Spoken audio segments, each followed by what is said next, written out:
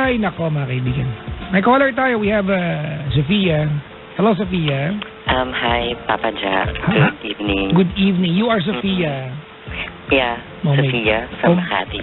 Oh my God, talaga. Pwede mo ako i-visit sa Facebook, Pops, bawal mag-promote dito, ha? Okay, sure. Iisahan mo pa ako, ha? Ay, grabe. I mean, you are Sophia, and we both know it's your stage or screen name, right? Yeah, that's my screen name. Hayop, may career ka, no? May screen name ka pa. Sige, ano ang totoong pangalan mo bago ka nagkaroon ng career sa Pinilakang Tabing? Okay lang ba? Sabihin ko, nakakaya eh. Alam ko na. First letter. Hindi, first letter na real name mo. A. A? Angelito. Hindi. Alexis. Hindi. Albert. Malapit na. Alberto. Hindi pa rin. Al. Malapit. Go. May amoy. Alvin. Alvin. Yun na, pak. Nakuha mo siya. Bakit? Ang galing mo mahula, Papa Jack. Gusto ko lang naman yung pangalan. Anong gusto mo? Abraham sabihin ko sa'yo. Anyways, Sophia, you're a member of LGBT. Yes, right. I am. Congratulations to all of you. But the law is becoming, and the society is becoming friendlier when it comes to law. Yeah. Or laws, diba? For LGBT. And you're supposed to enjoy it, diba? Wala namang pagkakaiba. Tao rin naman tayo lahat. Right? Thank you, Papa Jack, for that. Hayop, Miss Gay, ang dating nga na contest to, Bigyan mo ko ng kasabihang malupet, dali, Ako muna. Kunyari, pageant ito, mag-introduction tayo. Ako yung contestant number 1. Ikaw yung contestant number 2.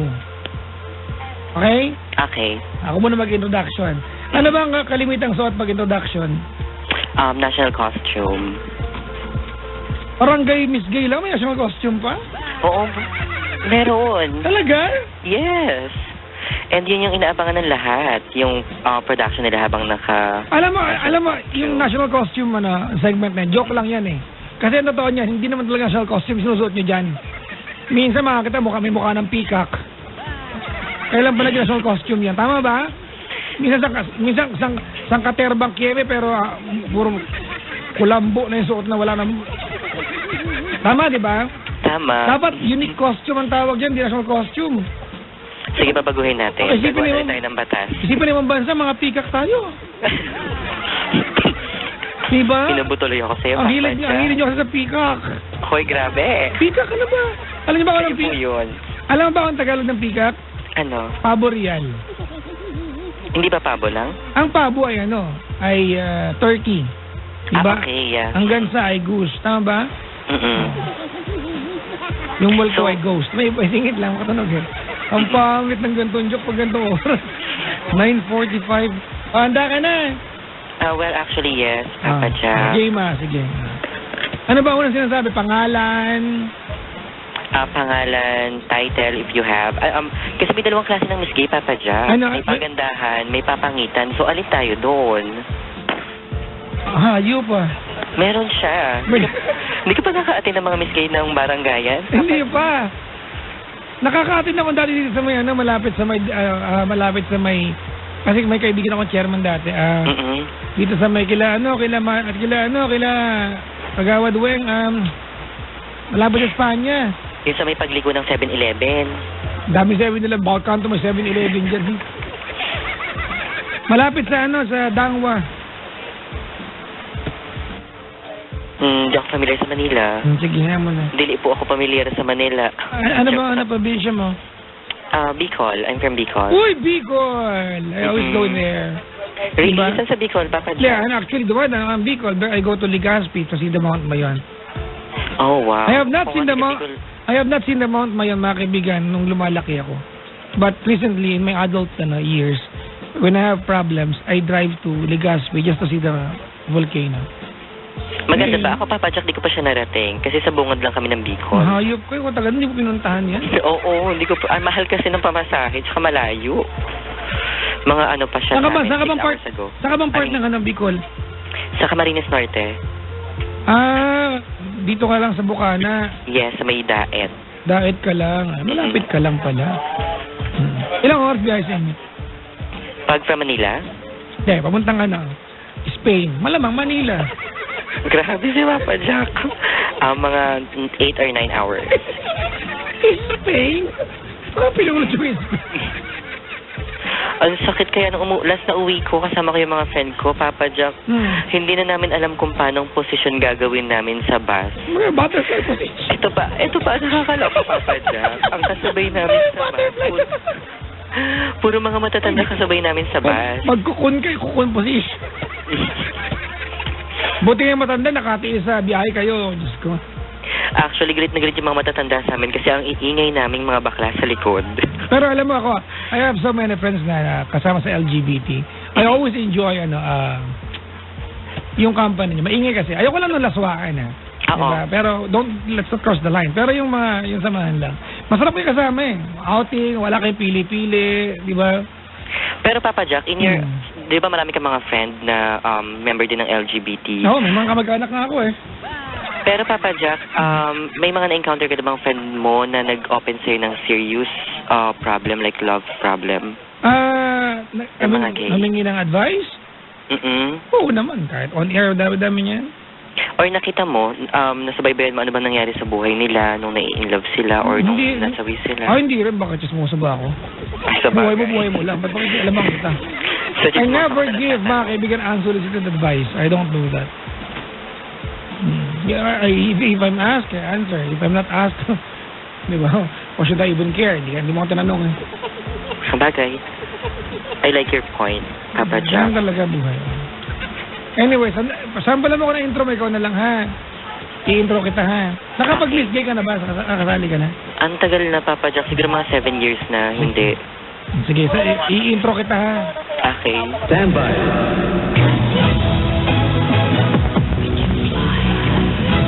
Siyempre, kailangan na aura ka dyan. Ladies and gentlemen, welcome to the 2016's Miss K Halloween! And the start of our event this evening, let's welcome our only candidate in the only segment of this pageantry, candidate number 1. Okay, mag-intro ka na.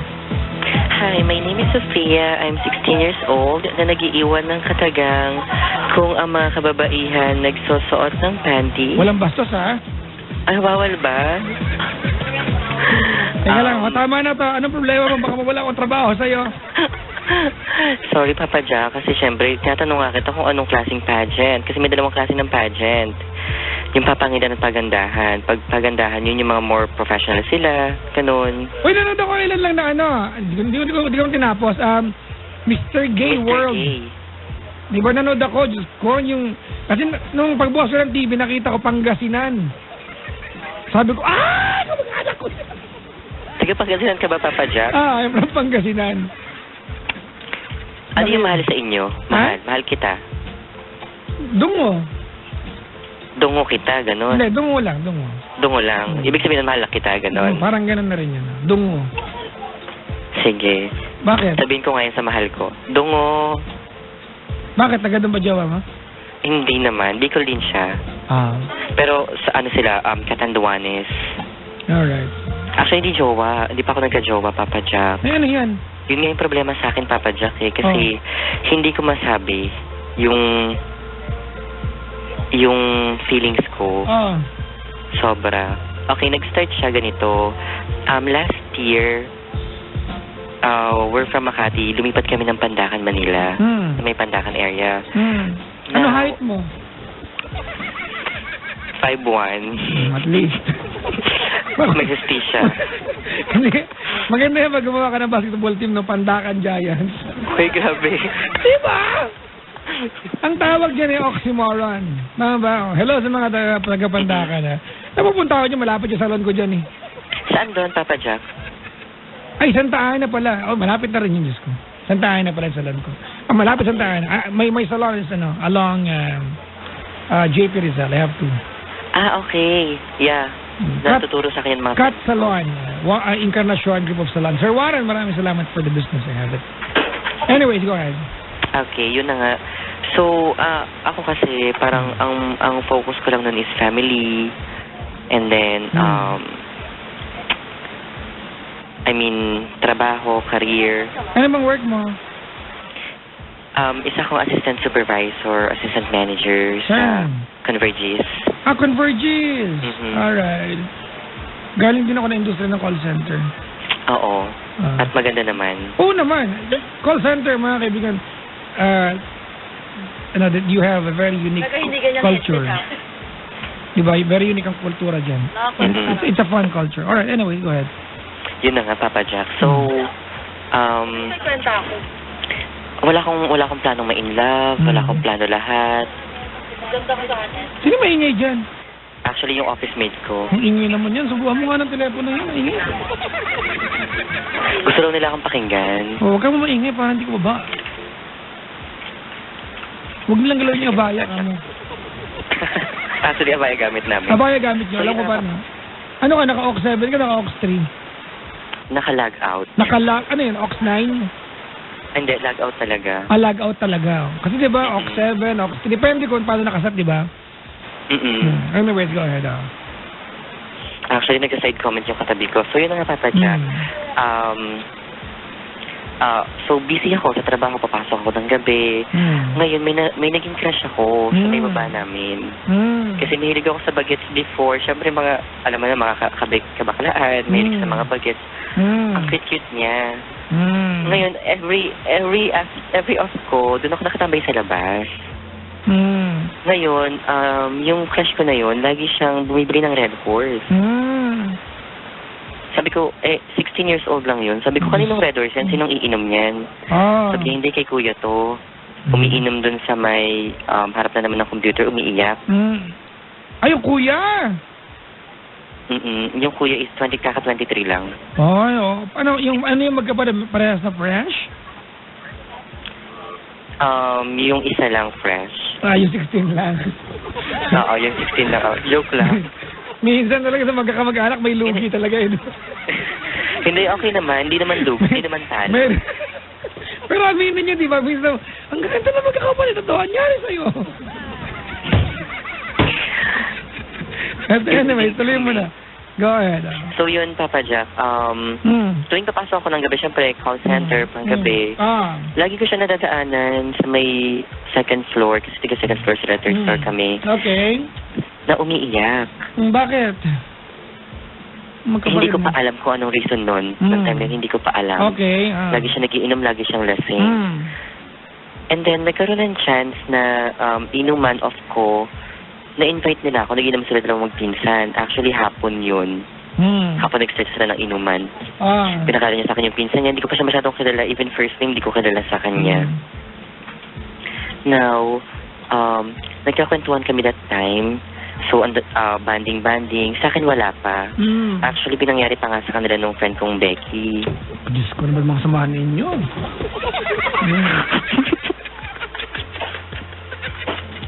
Maganda na mga trip niya sa buhay, di ba? Patalay! Di yun na nga. What happened was, parang syempre, sa akin wala pa yun eh. Kasi wala pa akong feeling sa kanya. And then nung lumalalim na yung bonding namin, lumalalim na yung samahan namin, sa akin siya nag-open ng problem, sa akin siya umiiyak. Okay. At ito pa yung mas minahal ko siya, Papa Jack. Nung dito sa office, nagkaroon kami ng parang, alis tayo, punta tayo ng Bicol. Out of nowhere, Papa Jack, bigla siyang tumawag sa messenger. Saying na ang quote niya nun is, bakit mo ko iniwan? Mahal na mahal kita. Tapos iyak siya ng iyak nun. Tinatanong niya pa sa akin, nasan ka? Kahit nasan ka, pupuntahan kita. Sabi ko, nasa Bicol nga ako, uwi na rin ako bukas, ganyan. So, ako umiiyak din that night. Sobrang iyak. Hanggang pagising ko ng umaga, umiiyak ako. Kasi namimiss ko na nga pala siya. Lagi ko na siyang hinahanap. Masaya na ako sa kanya. And then, kapag nagiinuman din kami dalawa, ang dami naming inuman na kami dalawa lang. So, nagkakakwentuhan kami. Lagi niya sa akin sasabi na, mahal na mahal kita. Lagi siyang mayakap. Nalaman ko yung history niya kung bakit pala siya laging umiiyak noon sa second floor. Kasi iniwan siya ng girlfriend niya. 4 years sila noon. Pinagpalit siya sa tomboy. Kaya sobrang ang sakit sa kanya. Kumbaga parang nakaset na yung goal niya doon. Nakaset na lahat sa kanya para doon. Bigla siyang iniwan nung girlfriend niya. And then, nagkaroon ng, nagtitraining ako, may mga tinitraining akong agents dito noon sa Converges. May kinikwento ko, may isa akong agent na laging late, laging absent. Ano ba? Mag-iba late sa absent, huy. Hindi. Kinabukasan late, kinabukasan absent, ganun. So, alternate lang siya. Now, ang nangyari, Papa Jack, is, kinikwento, kasi lagi, tinanong ko yung agent na yun, bakit lagi kang late? Lalaki rin yun. 24 years old. Bakit lagi kang late? Bakit lagi kang absent? Yun pala, Papa Jack, wala siyang pamasahe papasok, so dumidiskarte pa siya. Ngayon, tinutulungan ko siya. Nakwento ko tuloy siya dun sa taong mahal ko. Sabi ko, may agent ako na, baka naman ang ending ito, magkano kilo ng bigas ang tanong mo, ha? Hindi, Papa Jack. Okay, actually, magkano yung spark plug? Joke lang. Hindi, spark plug. Lagyan mo ng K, spark plug. Ganun ba siya? Sorry, binago na pala. Kanina lang, mga 2:30 ng hapon. Ay? 2:29 ako nagising, kaya hindi ko na ako. Talaga ba? So, yun na nga, Papa Jack. Asan ba yung hunting knife ko? Joke lang.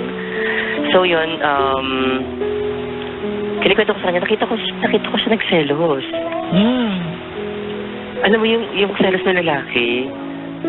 Ganda mo. Shit, diba to? Ang ganda ko, diba? Yung pisa ko nagselos, sinapakin niya yung ano eh. Joke lang. Paano siya nagselos? Di pa naman. Yun ang selos ng lalaki, according to my cousin. But anyways, paano yun sa'yo? So, nakita ko yung reaction ng mukha niya. Kilala ko yung reaction ng mukha niya. And then, nasa call center industry na rin siya ngayon, yung guy na mahal ko.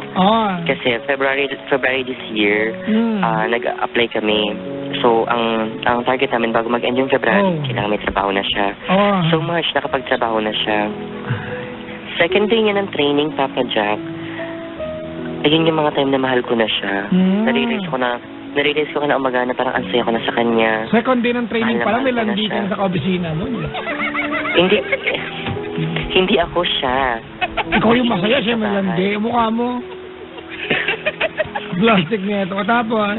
So, nasa BPO industry na rin siya. Second day ng training nila, may inuwi siya sa bahay. Ay! Ng mga katrabaho niya. So, dalawang babae, dalawa silang lalaki. May take out. Actually. Tapos humingi ng extra tissue, straw, tsaka ketchup.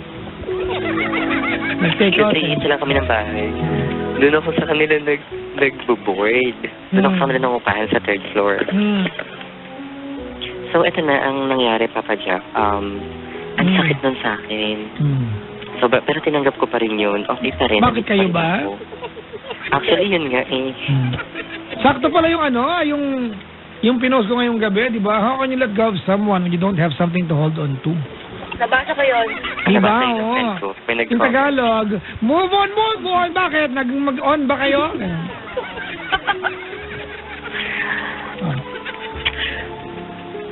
Tumatawa yung office mate ko. Kaya mo siya mag-iiyak dyan. Sige. At anong tanong mo? Papa Jack, ito kasi yung akin. So, nag-decide ako na... Asan yung iyo? Nag-decide ako, Papa Jack, na umalis na lang sa kanila.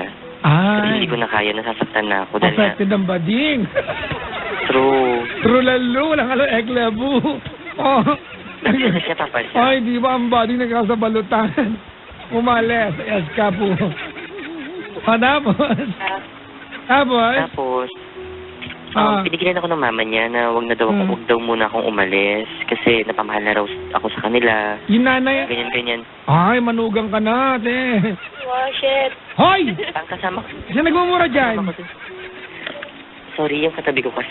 Patampalin ko yan. Nakapush siya sa akin. Dollars. Kinikilig. Kulit. Sorry na. Kausapin ko yan. Sige, kausapin ko yan.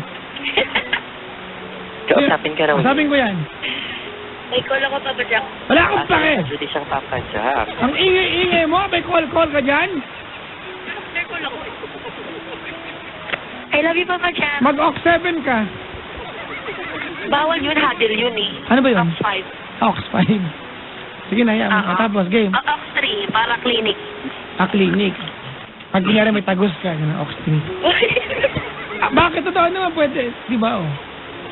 Oo, pwede. Ba't pag kami nagkaganon, Papa Jack, di kami pinaniniwalaan sa clinic kung may tagus po kami. Sige na, magkwento ka na. Dala mo na, naiihina ako. Mag-CR. So, yun na nga, Papa Jack. Ngayon, nakasama ko dun sa room is yung mother ko. Ngayon, inuwi ko na lang si mother ko sa province kasi yun naman din yung gusto ng family niya. So, ako yung naiwan doon. Ngayon, Papa Jack, ang question ko is, may reason pa bang nandun ako? Kasi ang kinakatakot ko, Papa Jack, oo, hindi kami, pero alam niya yun na mahal ko siya. Alam niya yun sa sarili niya. At sinasabi niya yun sa akin, alam ko, mahal na mahal mo ko. Mahal na mahal din kita, pero walang kami. Kaya anong point na yun? Kaya ano ngayon to? So ngayon, Papa Jack, tama ba bang nandun pa ako? Para ano pa? Para pa ba bigyan ko pa yung sarili ko ng... Nandun ka sa bahay nila? Bakit? Magbubod ka naman doon. Ano problema mo? You're there because, di ba? Not because may relasyon kayo, but because you're paying for your rent and you're living there because nagbabayad ka ng renta. Yun lang naman yun. What's your problem? Pero nga, Papa Jack, nag-stay ako doon. Nag-decide ako mag-stay because of him. Ha? Dahil sa kanya. Or agenda gawin natin, ano? Huwag tayo magplastikan dito. If there is an option for you to move out, then move out.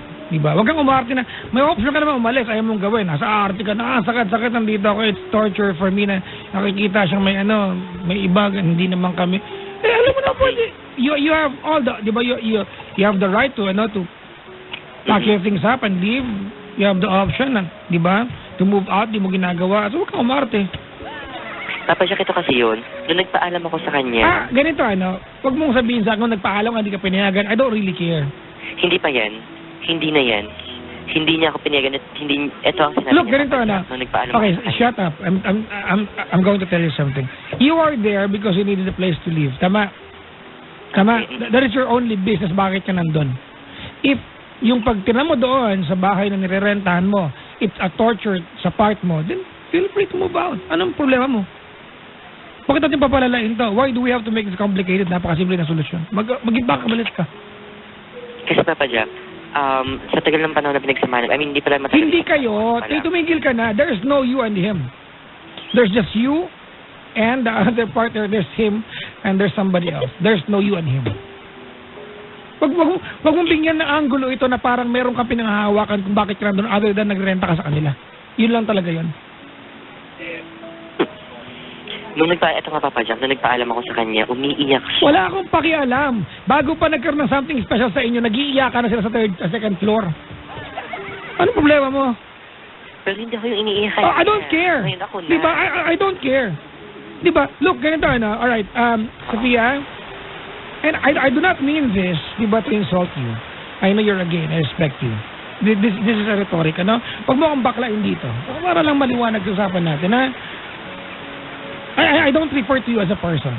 Yung usapan natin, huwag mong bagagaguhin. Diba? Nakatira ka dyan, diba? And it's a torture on your part to go home and get out of your doorstep every day because nakikita mo siya.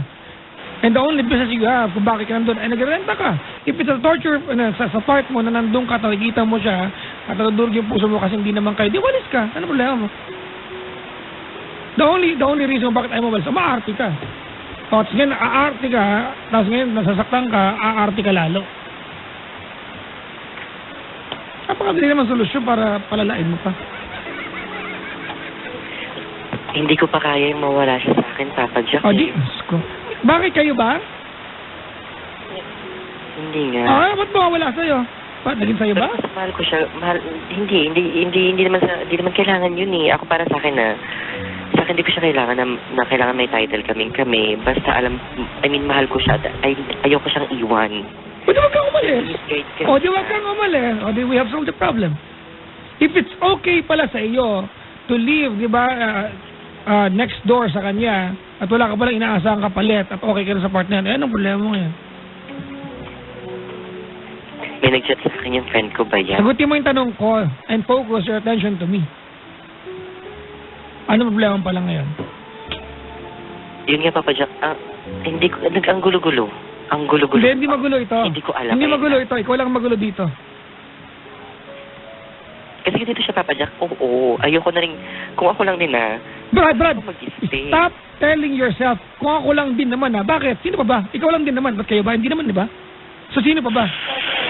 Ikaw lang din naman. It's only your decision na dapat gumana rito. And you want, di ba? You wanna hand it over to somebody else, di ba? To decide on your behalf. It's not happening. Why? Because you're the only one concerned here.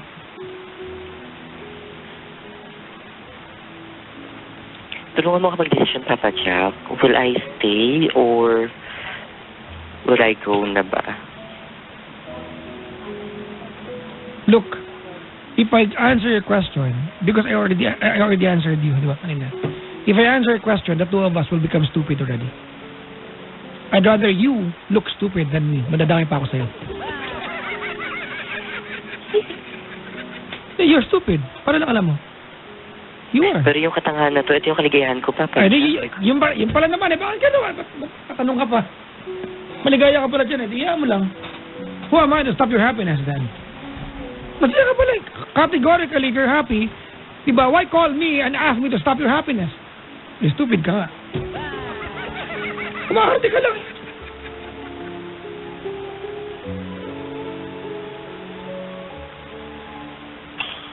Kaarte na to.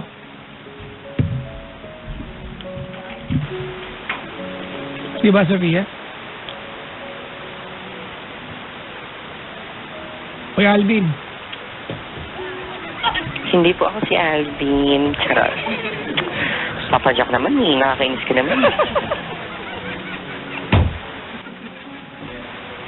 Alvin. Umayos ka, ha? Babangasan kita dyan. Aarte ka ng aarte. Itong katangahan tayo nagpapaligaya sa akin. Ay, pala naman, ba't tumawag sa akin? Masaya ka para sa katangahan, ba't tumawag ka sa akin?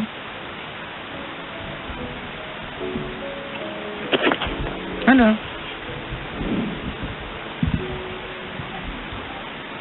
Ang hirap. Ay, hindi mahirap. No one is forcing you, di ba, to go through it. Gusto mo yan.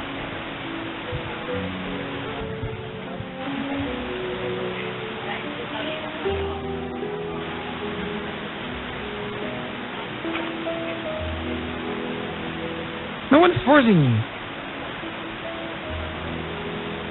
Oh, may nag-PM sa akin. Sabi, hi, Papa Jake. Sino si Jake? Sino yun? Ibang itasyon yata eh. Ay, not Papa Jake. Ay, Papa Gudo. Ano yung nag-PM sa'yo, Papa Jack? Pakakala ko yan. Wow. Anyways, let's not waste our time here. Alright, Sofia. Ayoko nung magtatanong ka, di ba, pag sinagot ka, you'll give another dimension to your problem, di ba, na parang kunyari, walang tinutulong sa'yo, kasi ginagago mo ako dito, di ba, sa ginagawa mo. Do I stay? Babadya ko, do I leave? O, manis ka, hindi naman kayo nahirapan ka. Eh, pero itong katangahan na nagpapasaya sa akin, gago ka pala, tanong-tanong ka pa. Actually. Di ba? Kagaguha mo. Tatanungin mo ako, ayaw mo pala tumanggap ng sagot. Tigas ng ulo, no? Hindi ka matigas ng ulo mo. Wag mo, Kinarte lang yan. wag mong sabihin na, alam mo, the way you're telling me, tigas ng ulo na, parang justify mo your sugarcoating ito para mo, maganda tignan, no? Kasi in love lang, eh, no? Kasi iyak-iyak kayo. Kinarte lang. Hoy, hindi kita kausap dyan, ha? Ay, di ba? So, ngangain kita, ingay mo. Doon ka. Eh, kasi naman. Doon ka sa lobby. Matulog ka doon. Pa-out na ako eh. Maot ka na ba? Aga-aga pa, uy. Kahit 1 p.m. pa lang ako. Ang ingay talaga niya. Sabay tubo ko. Sagot ka na. Sagot ka na, sagot ha. I'm sorry to be mean to you, Ana Sofia. I do not mean to be mean and to be, straightforward and brutally frank sa iyo. Pero katangahan tong ginagawa mo. Your only business kung bakit ka naandyan ay nagre-renta ka sa kanila. Di ba? And you rent a place because you wanna be, di ba? You wanna be comfortable and it should be convenient to you. If it's giving inconvenience, di ba, and uncomfortability, di lumipat ka ng tirahan. Ganun ka simple, ginagago mo sarili mo eh. Kahit anong problema lalaki kung papahirapan niyo yung mga sagot-sagot sa mga tanong-tanong.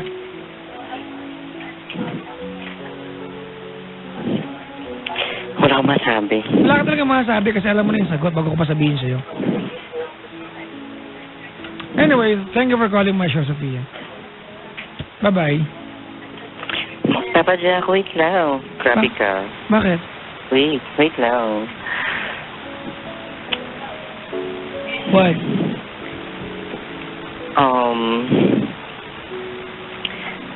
So, gano'n na lang nga siguro. Brad, huwag na tayo magpaalam muna. Nasabi ko, huwag ka nang gumawa ng ibang anggulo pa. I already told you what you need to know. Alright? Tapos ito nga, Papa Jack, wait lang. I have another,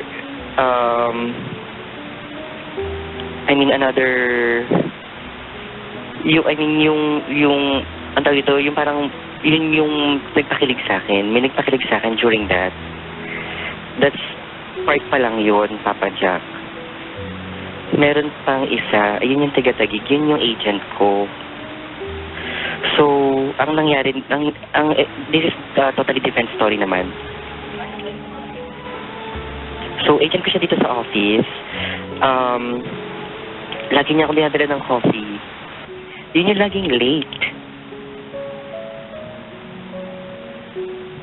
Ngayon, dinadala niya ako ng coffee pag nai-stress na ako. Pag alam niya magagalit na ako. Okay, shut up. Bigla niya akong lalambingin. Shut up. You spent almost half an hour of my time talking about an irrelevant person in your story. You spent half an hour of my time talking about asking me stupid question and irrelevant person na wala palang inalaman sa katanong mo sa akin. If someone else is occupying your heart right now, why did you tell me about a guy next door? I spent half an hour of my time.